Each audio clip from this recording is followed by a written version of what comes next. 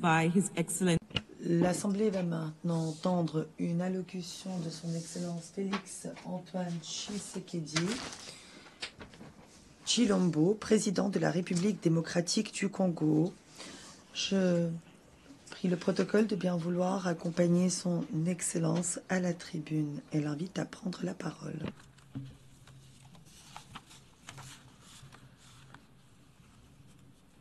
Madame la Présidente, Monsieur le Secrétaire général, Excellences, Mesdames et Messieurs les chefs d'État et de gouvernement, distingués délégués, Mesdames et Messieurs, je voudrais avant toute chose adresser mes vives félicitations à Madame Annalena Baerbock pour son élection à la présidence de la 80e session ordinaire de l'Assemblée générale des Nations unies. Son leadership et son attachement au multilatéralisme seront déterminants pour la réussite de nos travaux. Je saisis également l'opportunité que m'offre cette tribune pour rendre un hommage appuyé à son prédécesseur, son Excellence M. Philémon Yang, dont l'engagement et le dévouement ont marqué la précédente session. Enfin, je réaffirme la pleine confiance de mon pays dans l'action du secrétaire général des Nations unies, M. Antonio Guterres, pour ses efforts constants visant à renforcer notre organisation et à promouvoir des solutions aux défis qui menacent la paix, la sécurité et la prospérité dans le monde, en particulier dans la région des Grands Lacs d'Afrique, dont fait partie la République démocratique du Congo. Madame la Présidente, je salue la pertinence du thème retenu pour cette 80e session, Mieux ensemble, plus de 80 ans au service de la paix, du développement et des droits humains. Il met en lumière 8 décennies d'efforts conjoints d'une organisation vouée à la paix, au développement et au bien-être universel, fondée sur une promesse indéfectible de sécurité collective. Le 80e anniversaire de l'Organisation des Nations Unies, garante de cette sécurité depuis 1945, est l'occasion de réaffirmer les vertus d'un multilatéralisme efficace et de rendre hommage à l'idéal de paix, de dignité humaine et de solidarité entre les nations qui inspira ses fondateurs. Si l'Organisation des Nations Unies demeure un pilier de la régulation des relations internationales, de la prévention et de la résolution des conflits, ainsi que de la promotion des droits humains et des libertés fondamentales, elle est aujourd'hui confrontée à des défis systémiques qui éprouvent sa crédibilité et sa capacité d'action. Les profondes mutations de notre époque, notamment la persistance des conflits armés, le dérèglement climatique, les crises humanitaires récurrentes et les menaces transnationales protéiformes nous rappellent que le multilatéralisme n'est plus une option, mais une exigence incontournable qui s'impose à tous. Nous restons convaincus que les réponses aux défis du XXIe siècle ne peuvent émerger que de solutions collectives fondées sur la coopération, la justice et la responsabilité partagée. Madame la Présidente, à la suite de son élection en juin dernier, la République démocratique du Congo s'apprête à siéger au titre de membre non permanent du Conseil de sécurité pour la période 2026-2027. Je réitère au nom de mon pays nos remerciements les plus sincères aux États membres pour la confiance et la solidarité exprimées.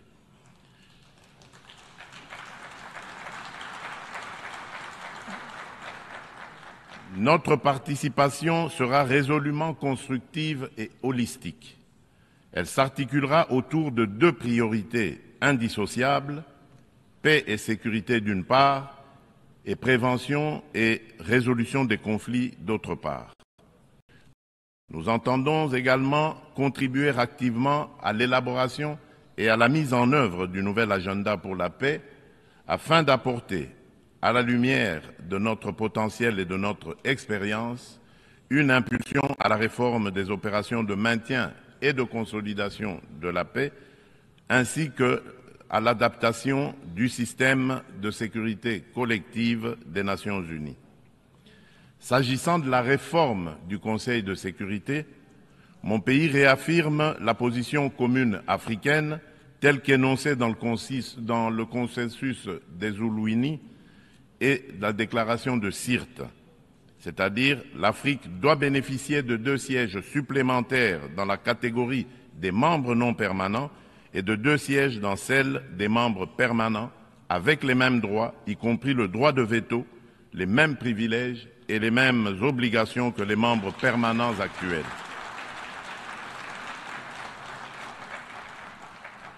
Forte de ces 54 États et de plus de 1,2 milliard d'habitants, l'Afrique ne saurait demeurer en marge des décisions qui engagent la paix et la sécurité internationale. Madame la Présidente, un autre axe prioritaire concerne l'exploitation illégale des ressources naturelles, l'une des causes majeures et persistantes des conflits. La République démocratique du Congo entend placer au cœur du débat la gouvernance exemplaire de ces minerais stratégiques afin d'en garantir l'exploitation dans le respect des principes de développement durable, de la souveraineté économique et du bien-être des populations.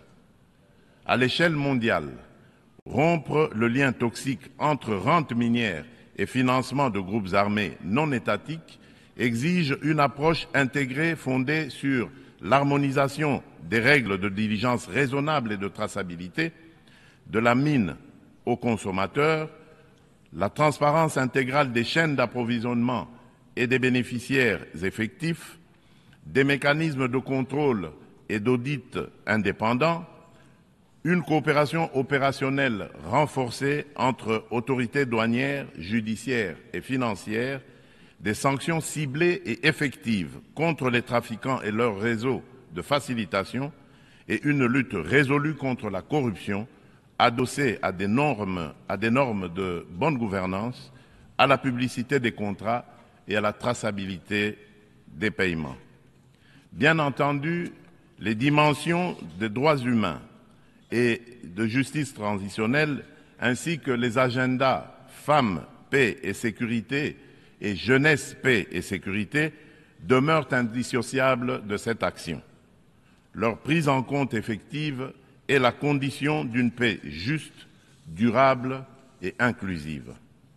Madame la Présidente, à la veille de la mise en place de la commission d'enquête indépendante décidée par le Conseil des droits de l'homme des Nations Unies sur les massacres perpétrés il y a quelques mois par nos agresseurs et leurs supplétifs dans l'Est de mon pays, je lance un appel solennel à la communauté internationale. Elle a le devoir moral et politique de soutenir cette démarche essentielle afin d'établir la vérité, rendre justice aux victimes et jeter les assises d'une paix durable ancrée dans la mémoire et la responsabilité partagée. Madame la Présidente, alors que la planète se réchauffe et que les marginalisations s'aiguisent, ainsi et que les conflits se multiplient, le diagnostic qui avait inspiré en juillet 2023 la vision du nouvel agenda pour la paix du secrétaire général demeure pleinement d'actualité. Le monde est désormais confronté à des crises multiformes et profondes. Les fondamentaux de la prévention se sont affaiblis et le droit international, jadis puissamment rappelé par la Charte des Nations Unies, qui enjoint les États à s'abstenir de recourir à la menace ou à la force, est trop souvent bafoué. Notre système de sécurité collective en est ébranlé. Il ne saurait survivre à un sursaut de solidarité d'intérêt et de respect des règles.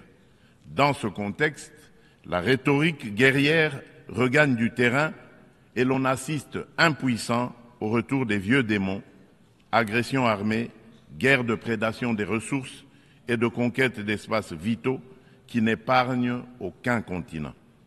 Tandis que la guerre entre Israël et le Hamas ravage la bande de Gaza, avec le risque d'une extension régionale, et que se poursuit le conflit russo-ukrainien, d'autres foyers s'embrasent au Yémen, en Birmanie et en Syrie. Le conflit armé qui perdure dans mon pays en est une illustration tragique. Depuis 3 décennies, la paix et la sécurité sont brisées à l'est de la République démocratique du Congo. Cette guerre s'est muée en une entreprise prédatrice. Elle dépasse depuis longtemps les seules dimensions militaires ou géopolitiques. Elle vise à piller nos ressources, effacer notre mémoire collective et détruire nos communautés. Les conséquences sont désastreuses. Des millions de morts, des familles décimées, près de 7 millions de déplacés internes, femmes et enfants pris pour cible, des villages rayés de la carte, des générations sacrifiées.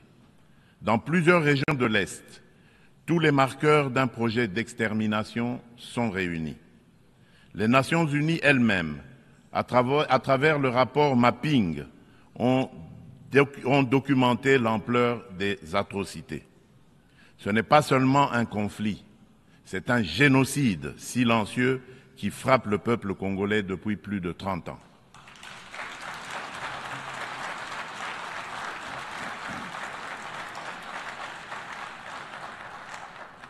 En juillet dernier encore, plus de 300 civils, dont 48 femmes et 19 enfants, ont été massacrés dans le territoire de Rutshuru par l'AFC M23 avec l'appui des forces de défense du Rwanda.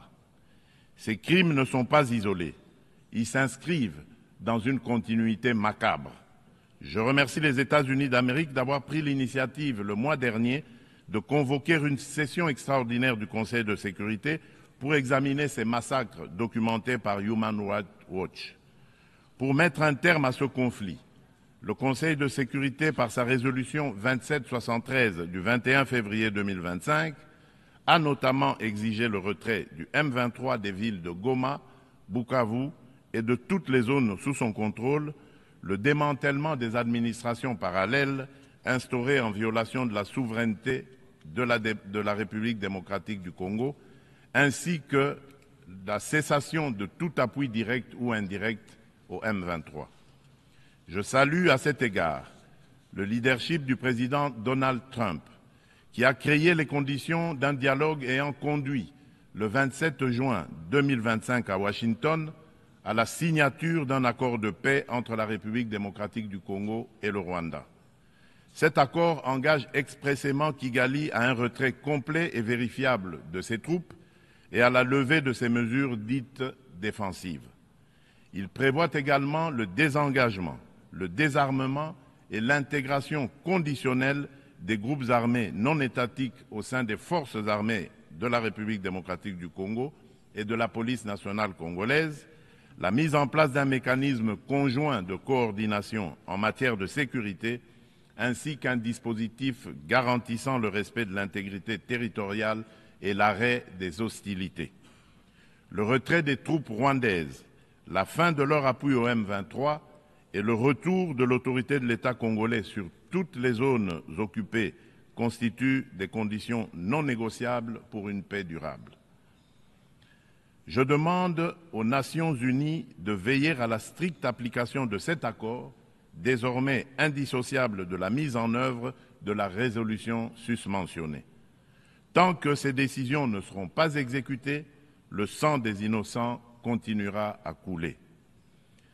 Dans la même dynamique, la République démocratique du Congo et l'AFC M23 ont signé le 19 juillet 2025 à Doha une déclaration de principe engageant les parties à œuvrer de concert à une solution pacifique. Je voudrais exprimer ma gratitude à Son Altesse l'Émir du Qatar, Cheikh Tamim bin Hamad Al Thani, pour son dévouement et son engagement en faveur de la paix en République démocratique du Congo et dans la région des Grands Lacs.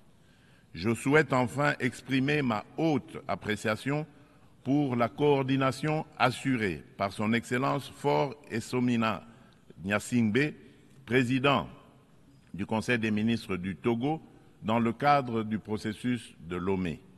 Cette dynamique procède de la convergence des efforts du processus de Luanda, conduit avec constance par son Excellence João Manuel Gonçalves Lourenço, président de la République d'Angola et président en exercice de l'Union africaine, et du processus de Nairobi, facilité par son Excellence Uhuru Muigai Kenyatta, ancien président de la République du Kenya.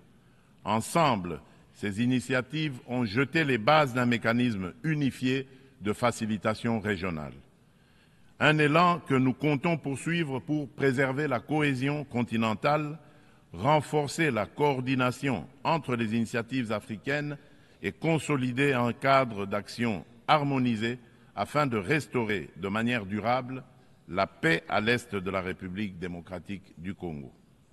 Notre objectif demeure inchangé: obtenir une paix juste, durable et vérifiable, non une accalmie factice et éphémère qui, depuis près de 30 ans, a trop souvent déçu l'espérance de notre peuple. Nous attendons de la communauté internationale qu'elle se tienne avec constance et courage du côté du droit. C'est à ce prix que la vérité l'emportera sur l'impunité et que la paix redeviendra possible. Madame la Présidente, il convient de préciser que le processus diplomatique engagé avec toutes les parties au conflit n'exclut nullement la quête de justice et de réparation. Si le monde hésite encore à nommer notre douleur, nous n'attendrons pas. Nous en sommes les premiers témoins. Nous en serons les premiers artisans de justice.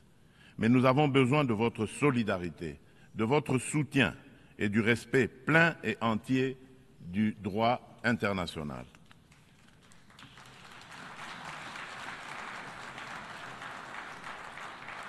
La République démocratique du Congo ne sollicite ni charité ni commisération. Elle exige justice, vérité et dignité.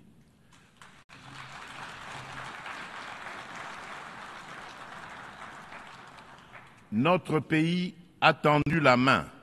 Nous avons signé des accords de paix, accepté le dialogue, pris des engagements pour la réconciliation. Mais une paix factice, bâtie sur l'impunité et l'oubli, n'est qu'un armistice précaire.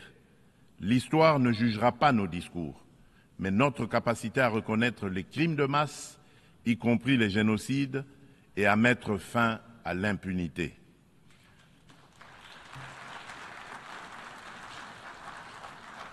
Madame la Présidente, la République démocratique du Congo est un pays de vie, de richesse naturelle et de résilience humaine. Nous voulons contribuer à la paix mondiale, mais la paix commence par la reconnaissance de notre propre tragédie. J'adresse à cette Assemblée un appel solennel. Reconnaissez le génocide congolais, soutenez notre combat pour la vérité et la justice et aidez-nous à bâtir enfin une paix durable au cœur de l'Afrique.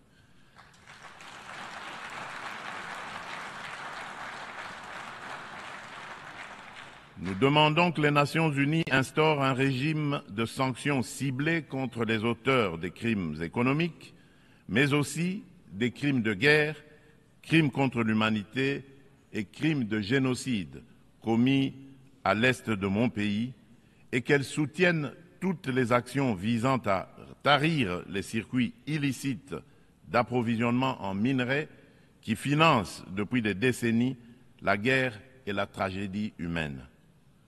Ces actions doivent être conduites avec l'appui de l'Union africaine, des Nations unies et de nos partenaires au développement, en impliquant les États limitrophes, les entreprises qui achètent et transforment ces minerais du sang, les institutions financières par lesquelles transitent les flux, ainsi que les organisations de la société civile.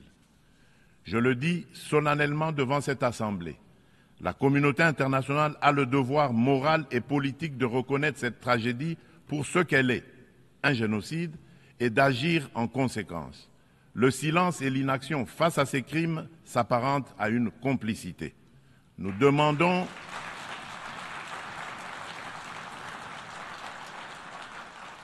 nous demandons la mise en place immédiate d'une commission d'enquête internationale indépendante et dotée de moyens pour établir la vérité, rendre justice aux victimes et rompre le cycle de l'impunité qui nourrit ce drame depuis des décennies. Madame la Présidente, le terrorisme demeure une menace grave pour la paix et la sécurité internationale. Aucune région du monde n'est épargnée. Après l'Asie, l'Europe occidentale et l'Amérique du Nord, ce fléau s'enracine en Afrique et déstabilise plusieurs sous-régions. Al-Qaïda au Maghreb islamique, bien que fragilisé par l'action internationale, conserve ses capacités dans des zones grises et diffuse son influence. Boko Haram au nord du Nigeria et Al-Shabaab en Somalie maintiennent une emprise territoriale significative.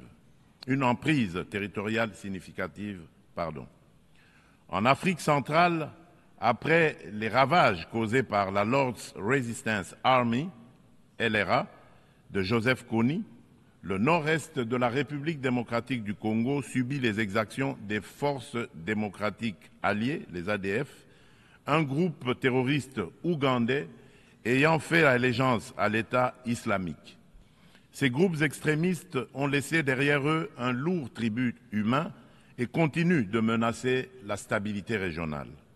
Membre de la coalition mondiale contre Daesh, la République démocratique du Congo appelle les Nations unies à s'engager plus résolument dans la mise en œuvre des recommandations de la dite coalition et du processus d'Aqaba, à savoir le partage renforcé de renseignements, l'assèchement des financements, la lutte contre la propagande et contre les sanctuaires, ainsi que le soutien accru aux communautés victimes dans le plein respect du droit international humanitaire.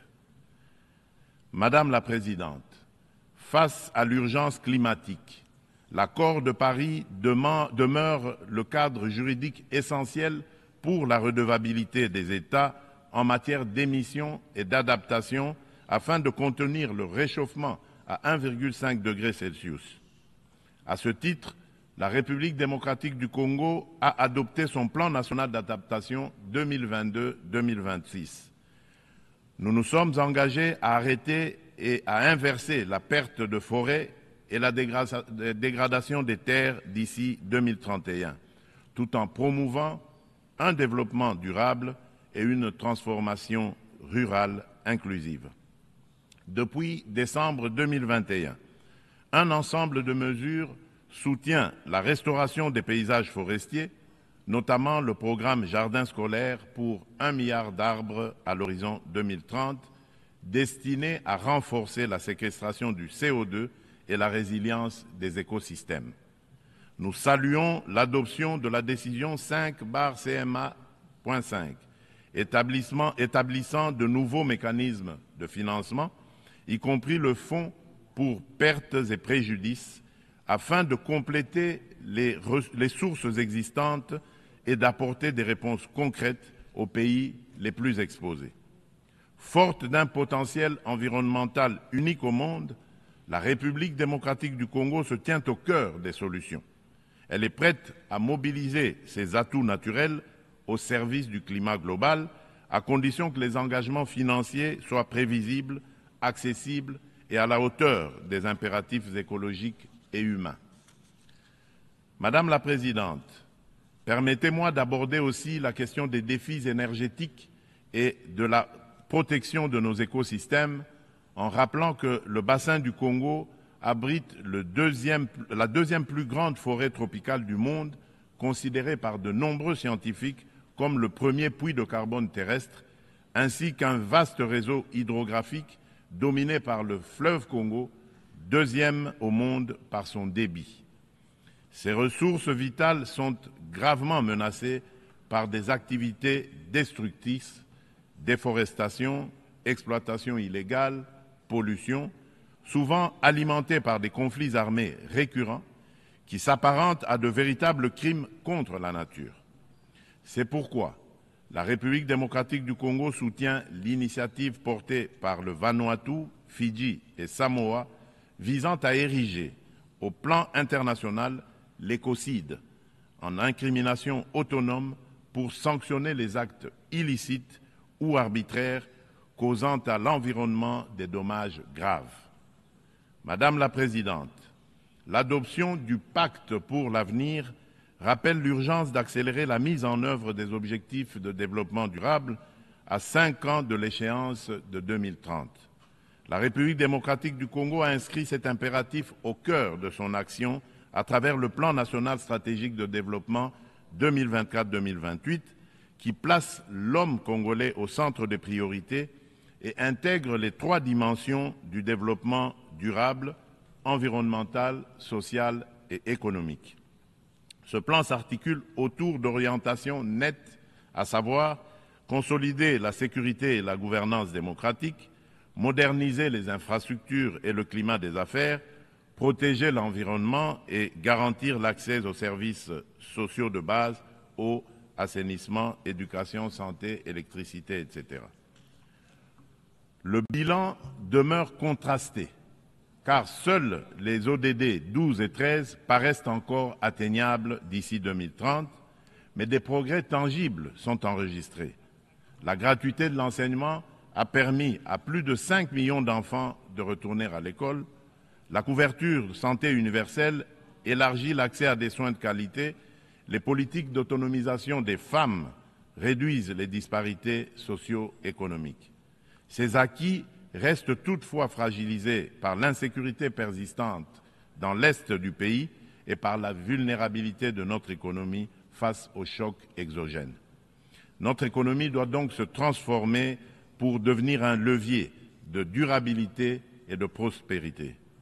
Pays solution face aux défis climatiques, mon pays entend valoriser ses forêts, ses tourbières et sa biodiversité au sein d'une économie climatique orientée vers une croissance verte, résiliente et sobre en carbone.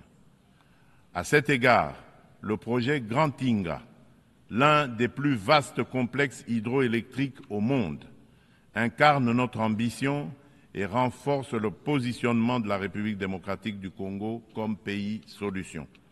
Fournir une énergie propre et compétitive pour électrifier nos territoires, décarboner notre industrie, soutenir l'intégration énergétique régionale et ouvrir la voie à de nouveaux usages, dont l'hydrogène vert.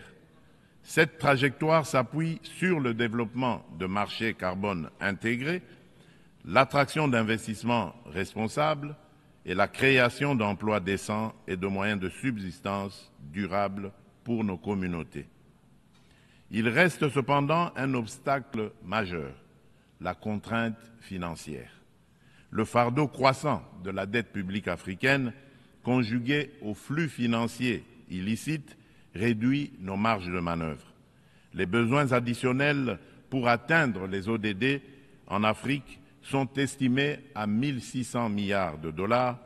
Dans le même temps, les sorties illicites de capitaux minent nos devises et notre stabilité macroéconomique. D'où la nécessité d'une réforme urgente de l'architecture financière internationale afin de garantir aux pays en développement un accès juste et prévisible à des financements concessionnels alignés sur leur trajectoire nationale, y compris via une meilleure recanalisation des DTS, la capitalisation des banques multilatérales de développement, des facilités de liquidité contracycliques et une lutte renforcée contre les flux illicites. Madame la Présidente, depuis mon accession à la magistrature suprême de mon pays, la République démocratique du Congo, j'ai impulsé à la conduite de la chose publique une dynamique nouvelle intégrant systématiquement la dimension genre à tous les niveaux afin d'assurer une présence accrue des femmes dans les instances de décision. À titre illustratif, la part des femmes au sein du gouvernement est passée de 17% en 2019 à 32% en 2025.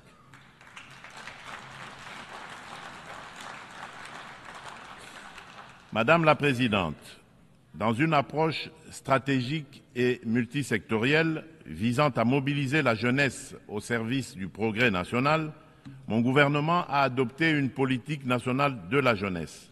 Celle-ci consacre l'engagement de l'État à faire de la participation pleine et entière des jeunes à la vie de la nation une priorité transversale assortie d'objectifs clairs et mesurables. Madame la Présidente, la République démocratique du Congo aspire à la paix, à la justice et au développement. Elle est prête à agir à vos côtés pour une organisation des Nations Unies plus forte, plus inclusive et plus juste. Forte de ses atouts humains, naturels et stratégiques, mon pays entend les mettre au service d'un avenir meilleur pour les générations futures et de notre maison commune, la planète Terre. Que Dieu bénisse l'humanité et nous accorde la grâce d'une paix véritable et durable entre toutes les nations du monde. Je vous remercie. On behalf of the Assembly, I wish to thank Au nom de l'Assemblée, je remercie le président de la République démocratique du Congo,